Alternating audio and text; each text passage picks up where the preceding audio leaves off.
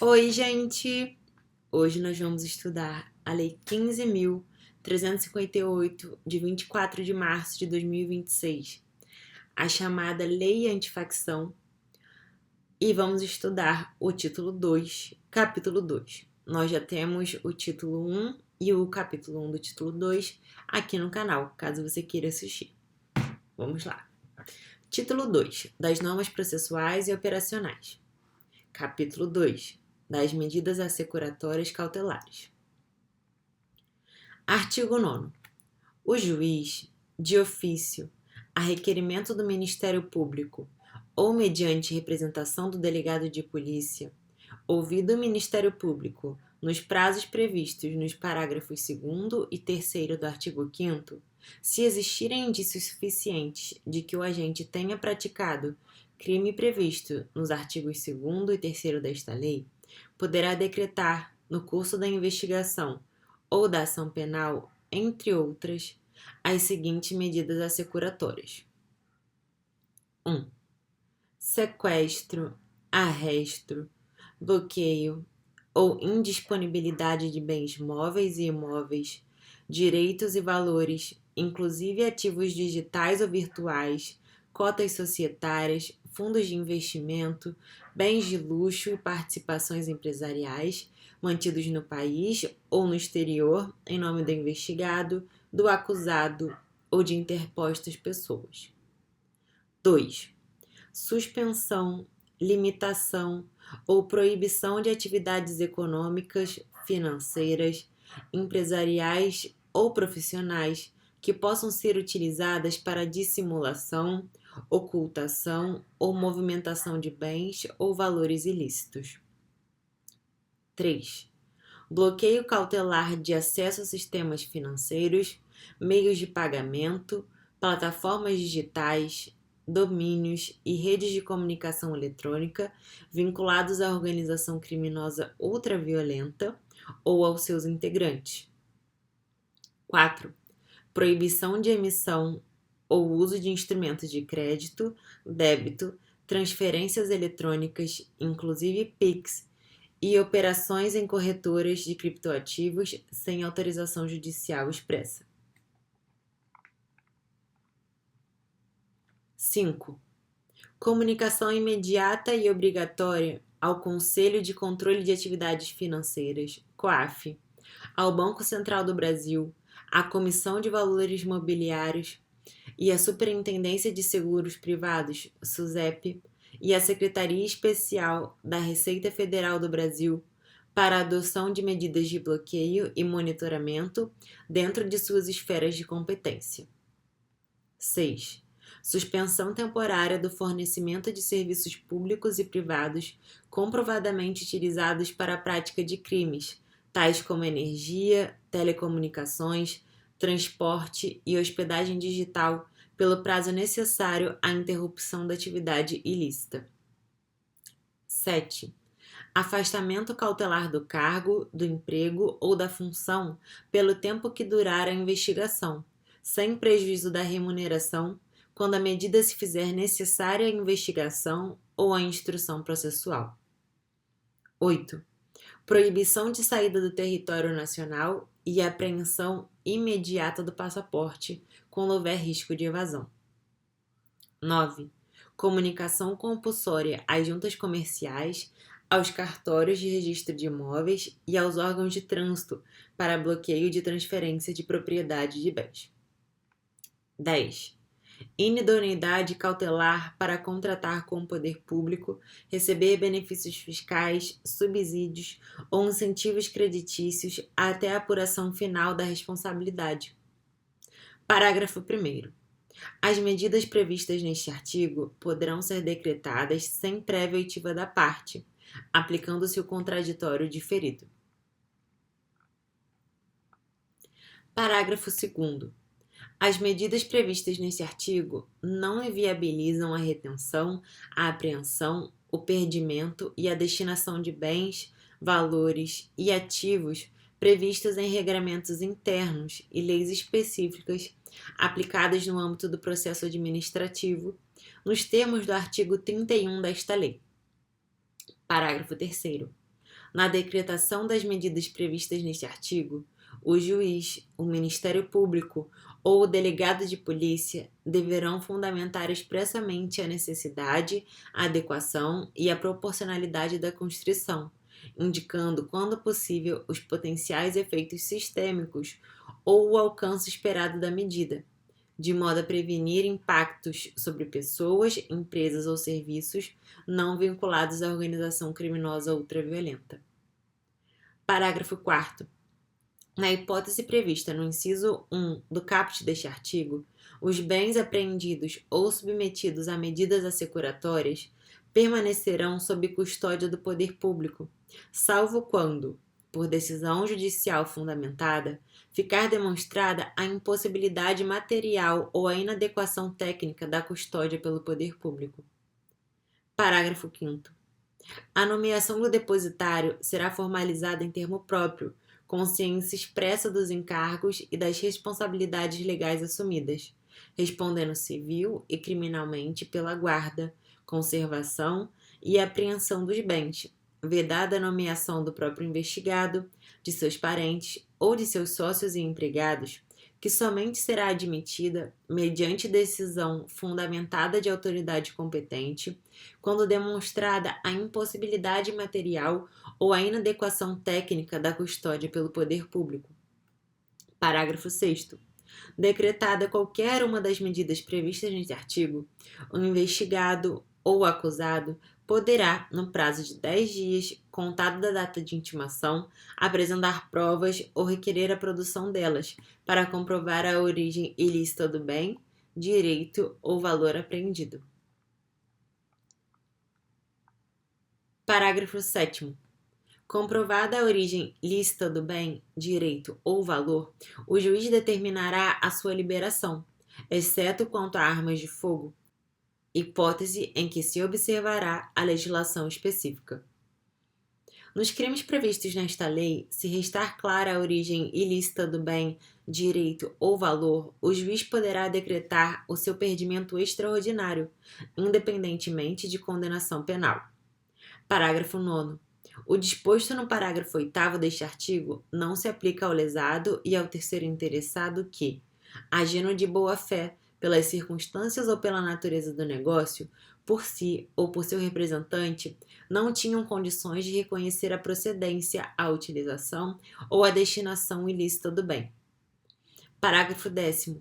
Em qualquer caso, o delegado de polícia poderá representar ou o Ministério Público poderá requerer ao juiz as medidas destinadas ao uso provisório ou, não havendo interesse na utilização, a alienação antecipada do bem, até a decretação do perdimento. Parágrafo 11. Para fins de perdimento de bens, considera-se instrumento do crime qualquer bem que tenha sido utilizado para a prática delitiva, ainda que não tenha sido destinado exclusivamente a este fim. Parágrafo 12. Na hipótese de absolvição do acusado, o valor custodiado será devolvido no prazo de até 3 dias úteis, acrescido de juros, na forma prevista no parágrafo 4º do artigo 39 da Lei 9.250, de 26 de dezembro de 1995, desde que comprovada sua origem lícita e se não tiver sido o bem declarado perdido, na forma do artigo 7º deste artigo.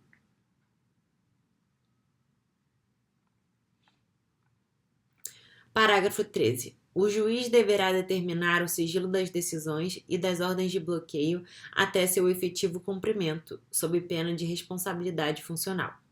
Parágrafo 14. O descumprimento das medidas previstas neste artigo por instituições financeiras, empresas de tecnologia ou agentes públicos implicará responsabilidade civil e administrativa, sem prejuízo da apuração penal. Parágrafo 15.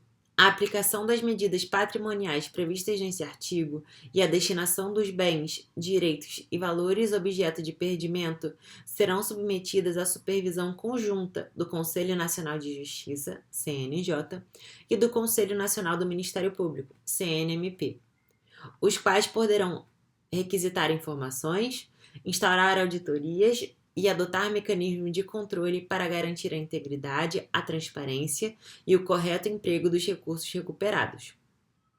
Artigo 10º.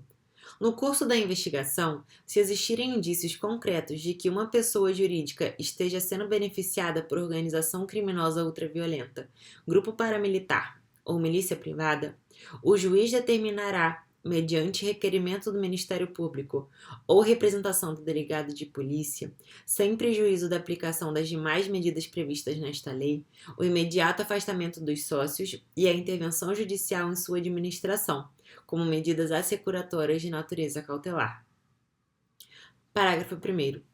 A intervenção judicial terá por finalidade interromper a atividade criminosa, preservar empregos e contratos de boa-fé e assegurar a destinação lícita de bens e valores. Parágrafo 2º.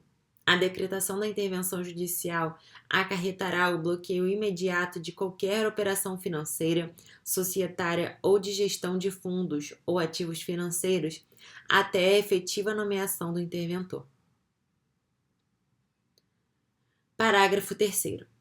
O juiz nomeará interventor judicial com comprovada idoneidade, qualificação técnica e experiência em gestão ou compliance, que assumirá a administração da empresa pelo prazo de 6 meses, prorrogável por períodos iguais e sucessivos, caso subsistam as razões que determinaram a medida.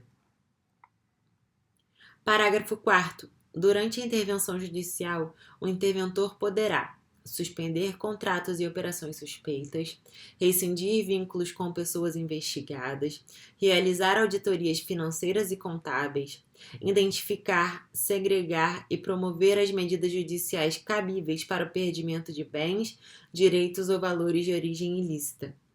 Solicitar ao juízo que seja impedida ou autorizada a saída do território nacional ou a entrada ou permanência nele, conforme o caso, dos dirigentes, dos representantes e dos associados da empresa. Propor plano de saneamento ou liquidação judicial.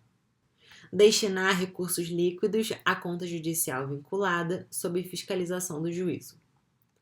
Parágrafo 5º. Decretada a intervenção judicial, os contratos firmados com entes públicos poderão ser cautelarmente suspensos, mediante decisão judicial ou administrativa fundamentada, que demonstre o interesse público da medida, sem prejuízo da aplicação de penalidades. Parágrafo 6º. A decisão de suspensão de contratos poderá ser estendida a pessoas jurídicas controladas por terceiros, desde que comprovada sua utilização para a prática de infrações penais descritas no caput deste artigo. Parágrafo 7º. O interventor judicial deverá prestar as contas trimestrais ao juízo e ao Ministério Público sobre a situação financeira e operacional da pessoa jurídica, respondendo civil, penal e administrativamente por atos ilícitos, de má-fé, negligência, conluio, sujeitando-se à perda da remuneração e às penalidades previstas em lei. Parágrafo 8º. Nos casos em que a pessoa jurídica detiver valor econômico lícito ou possa ser saneada, o juiz poderá autorizar, a requerimento do interventor judicial, havendo antecipada das cotas das ações ou dos demais ativos, destinando-se o produto da alienação, após a quitação dos passivos legítimos, 1. Ao Fundo de Segurança Pública dos respectivos Estado ou do Distrito Federal, quando o delito estiver sendo investigado pelas autoridades locais. 2. Ao Fundo Nacional de Segurança Pública, quando o delito estiver sendo investigado pela Polícia Federal. 3. Em caso de atuação conjunta entre a Polícia Federal e as Forças de Segurança Pública estaduais ou distritais, os valores serão rateados em partes iguais entre o Fundo Nacional de Segurança Pública e os fundos de segurança pública dos respectivos estados ou do Distrito Federal. Parágrafo 9º.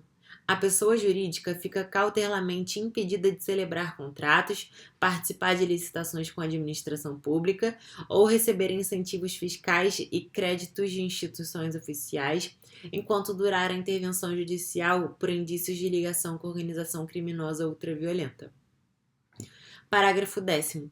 Concluída a intervenção judicial, o juiz decidirá, com base em relatório circunstanciado do interventor e em manifestação do Ministério Público, por uma das seguintes medidas: restituição da empresa aos sócios de boa-fé, caso comprovada a inexistência de dolo ou de participação na atividade criminosa; Liquidação judicial de pessoa jurídica com alienação de seus bens e ativos, quando comprovada a participação dolosa ou culposa grave, caso em que o produto da alienação será destinado a. Ao Fundo de Segurança Pública do respectivo Estado ou do Distrito Federal, quando o delito estiver sendo investigado pelas autoridades locais. B. Ao Fundo Nacional de Segurança Pública, quando o delito estiver sendo investigado pela Polícia Federal.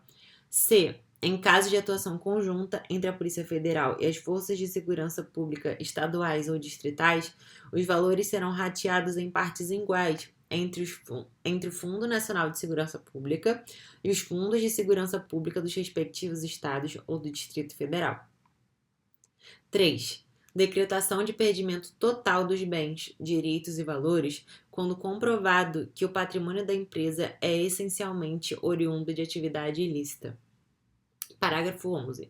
As disposições desta lei, relativas à destinação de bens, direitos e valores, inclusive de natureza virtual, não se aplicam às hipóteses que envolvam o tráfico ilícito de drogas, permanecendo tais ativos submetidos ao regime jurídico específico previsto em legislação própria, com recolhimento ao Fundo Federal responsável pela Política Nacional sobre Drogas.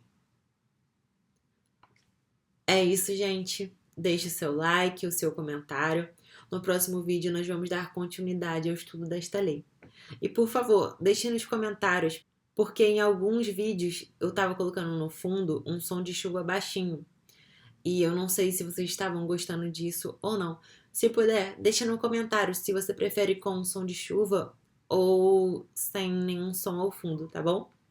Obrigada e bons estudos!